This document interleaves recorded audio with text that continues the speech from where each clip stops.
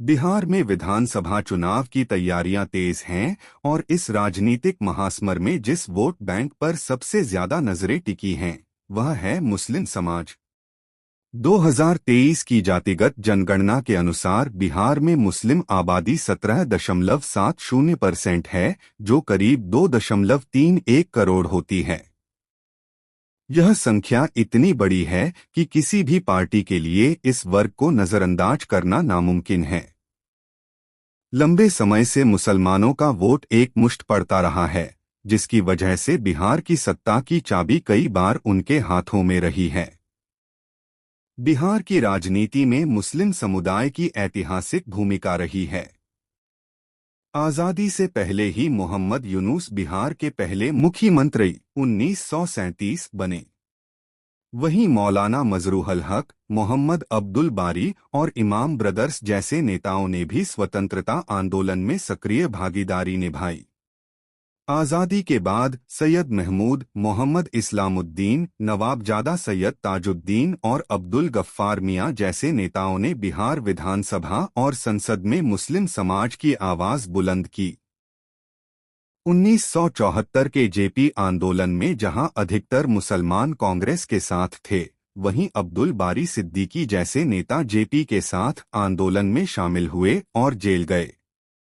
1990 के बाद लालू यादव ने मुस्लिम यादव माए समीकरण से सत्ता में मजबूती पाई, लेकिन बाद में नीतीश कुमार के उभार और कई दलों के विकल्प बनने से मुस्लिम वोटों का बिखराव हुआ।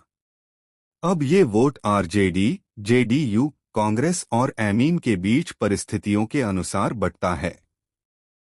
हालांकि बड़ी आबादी और राजनीतिक हिस्सेदारी के बावजूद मुस्लिम समाज, विशेषकर पसमानदा मुसलमान, 70% से अधिक सामाजिक, शैक्षणिक और आर्थिक रूप से बेहद पिछड़े हुए हैं। उच्च शिक्षा में मुसलमानों की भागीदारी मात्र 3 से 5% है। गरीब पसमानदा परिवारों के बच्चे सरकारी स्कूलों से जल्दी ड्रॉप आउट कर जाते हैं और महंगे निजी स्कूलों तक उनकी पहुंच नहीं है। सरकारी नौकरियों में भी मुस्लिम समाज की हिस्सेदारी बेहद कम है। दशकों तक उन्हें केवल वोट बैंक की तरह इस्तेमाल किया गया, लेकिन उनके सामाजिक विकास की दिशा में ठोस कदम नहीं उठाए गए। नतीजा ये हुआ कि मुसलमानों ने पार्टी के आधार पर वोट तो दिया, लेकिन अपने हक और अधिकार के लिए लड़ना नहीं सीखा। यह उनकी सबसे बड़ी राजनीतिक चूक रही।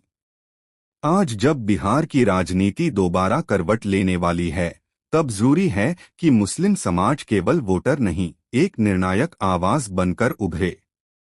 उन्हें शिक्षा, रोजगार और राजनीतिक प्रतिनिधित्व के क्षेत्र में मजबूत दावा करना होगा, वरना एक बार फिर उनकी बड़ी आबादी के बावजूद उनकी हालत हाशिए पर खड़े नागरिकों जैसी ही बनी रहेगी।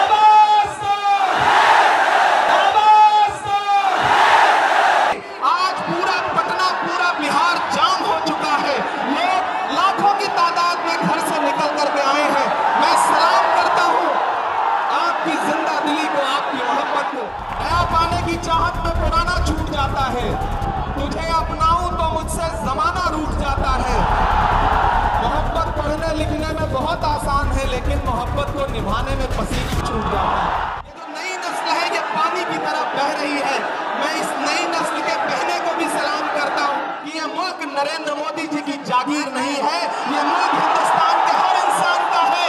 और हम अपने आबाओ अजदाद की जमीनों को बचाने के लिए जो कुर्बानी जरूरी होगी वो कुर्बानी देंगे।